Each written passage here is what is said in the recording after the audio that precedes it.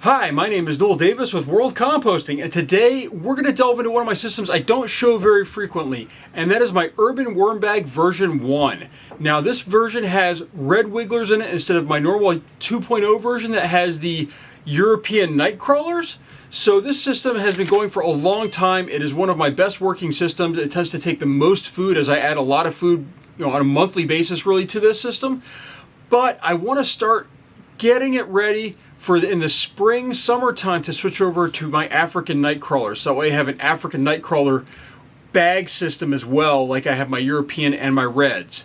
So that's my plan with this system. But for right now, what I want to do is I want to just sort of keep it going, see if we can kind of finish off the bedding that's in there. We can still add food, but just kind of finish off that bedding, and that we can do a full harvest, get rid of all the material in there, clean it out, and get it ready for the African Nightcrawlers in probably 3 to 4 months. So with that, let's go take a look at the system, see how it's doing, and see if there's any issues with it, and also probably add a very large feeding and probably some crushed up ground up eggshell with it. It's going to probably need a few of those things and some moisture as well. So with that, let's go take a look at the system. Alright, so here we are with the Urban Worm Bag version 1.0 that has red wigglers in it.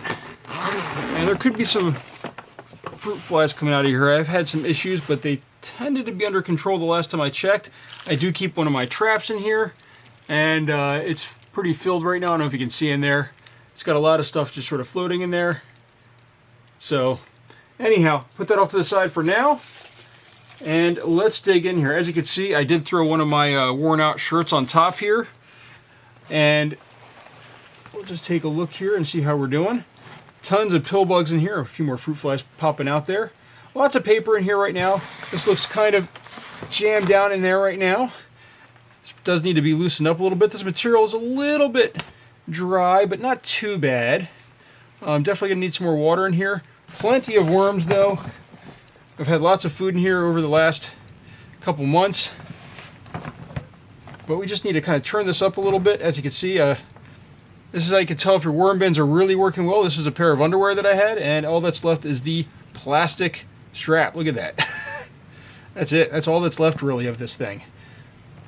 Oh, maybe a little bit more. Okay, it's still working in there a little bit. Although I don't know if this is let's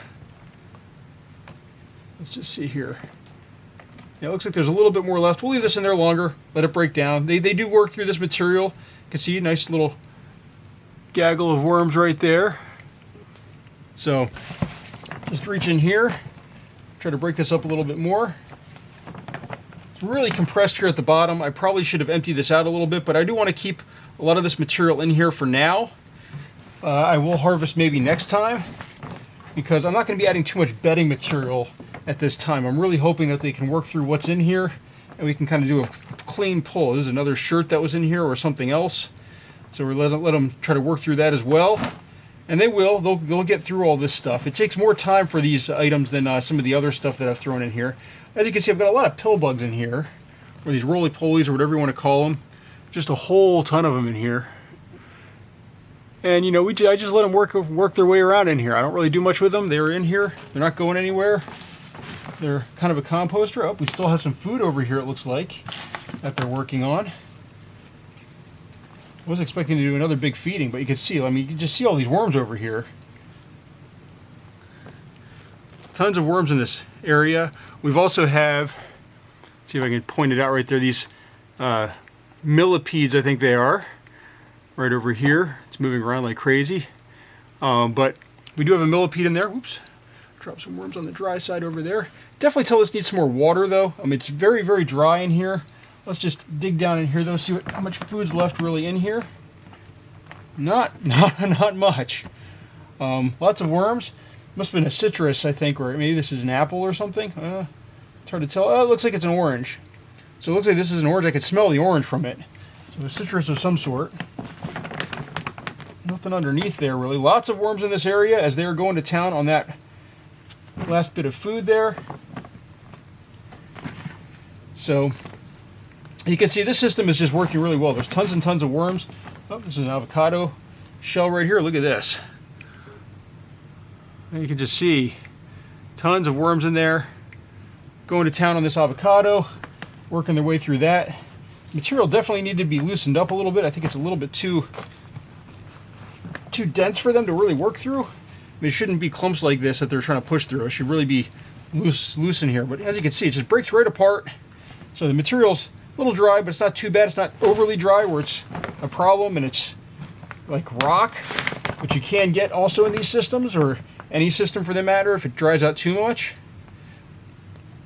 Usually I'm adding so much moist food that I don't really care in this one about adding moisture, but it looks like this with winter coming here, it's dried out a little bit more than expected. And I should have been able to tell that really from the lid itself as well.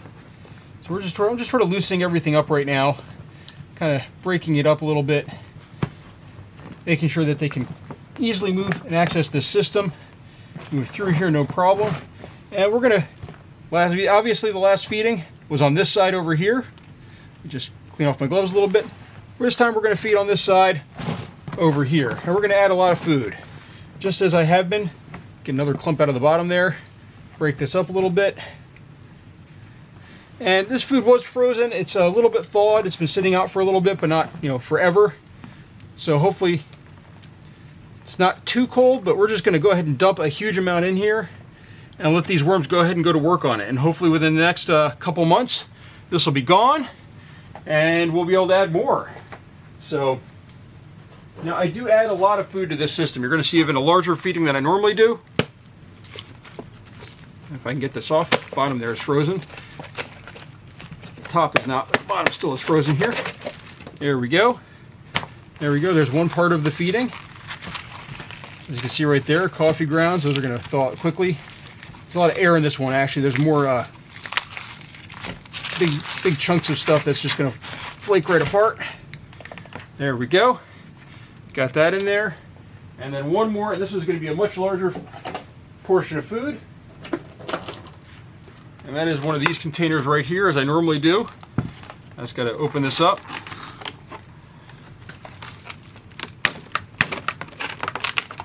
See if I can get this out here. Again, this is frozen in here pretty good.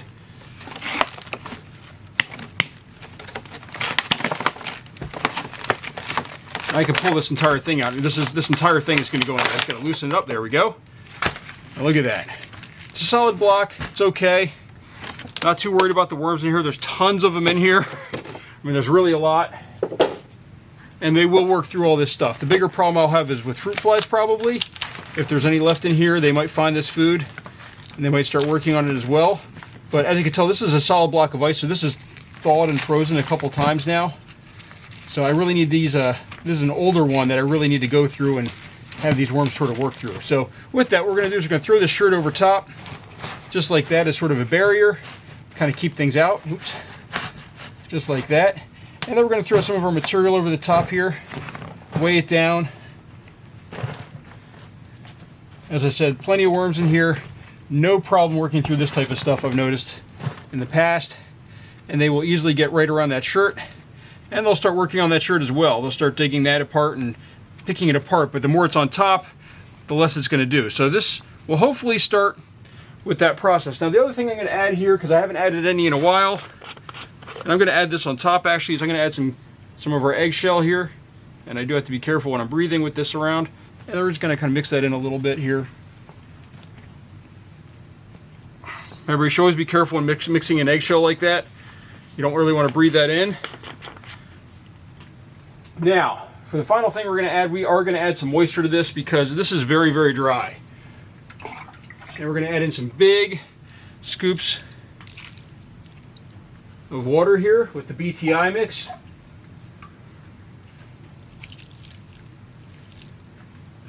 This is going to help add some moisture to this system. Not too worried about getting it too moist right now with winter here. I mean, my basement's, it's pretty dry just in general in Maryland, but it's really dry in my house. It's in the 20% humidity or something like that. So it's really dry. And the last thing we're going to do is we're going to add our little container back in here to hopefully lure in any of those fruit flies that are left. Now, I didn't add any of my dolomite or neem cake to really kill off anything in here. I really don't want to do that, with how this bin is going.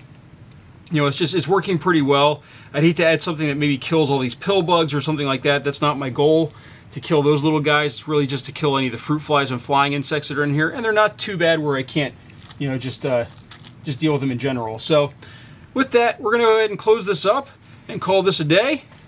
And we're going to see how this comes out in the coming weeks as I try to get this ready, or I should say months, get this ready. Oop, there's another fruit fly right over there. Get this ready for conversion to African Nightcrawlers. And to do that, I'm really going to want to empty everything out of here and move these worms to a new system and get this going with the African Nightcrawlers. But I kind of want to wait for it to warm up in my basement a little bit. I don't want it to be this cold with doing that. So that's why we're going to wait. And we'll come back to this again, and we'll continue this adding food, but no bedding material. We'll do some harvesting, hopefully. And hopefully we'll see a reduction in material the next time we open this up. So I know I don't open this one very often, but this is the Urban Worm Bag version 1 that has the reds in it. This is not the version 2 that has the European Nightcrawlers, but this system is doing really well. It's probably ready for harvest. I'll probably have to harvest it maybe next time, and then we'll, you know, just add food, but very, you know, no bedding material. But we'll go from there and see how it goes. So thank you for watching, and if you have any questions, please leave a comment down below.